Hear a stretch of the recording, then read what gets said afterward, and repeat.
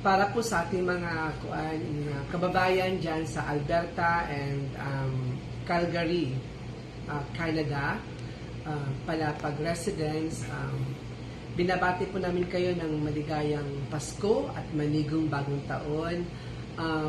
Sa ngalan po ng LGU Palapag, we're always praying na sana po lagi kayong masaya, lagi kayong malusog at malayo sa mga disgrasya. At higit at dasal namin ang success para sa inyong mga career. Ganon din po, hiling din po namin ang inyong mga dasal na sana po ang Palapag ay mas lalong sumigla, lalo pong umusbong, at lalo pong maging progresibo ang bayan natin.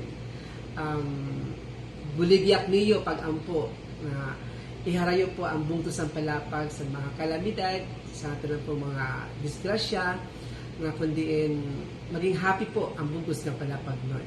So, sa katanan po nga ada yan na nag-i-enjoy sa niyo celebration sa Christmas party, labi na god ang nag-organize, no? Ang committee nga nag-organize sini nga iyo katitirok dida sa Calgary, nasa sa Alberta nga residents, no? Of course, saludo kami sa iyo tuwad kay kahit papano nagagawa niyo ng panahon at paraan na magtipon-tipon kayo. Sana someday somehow papunta ko diyan para makapag-celebrate naman po.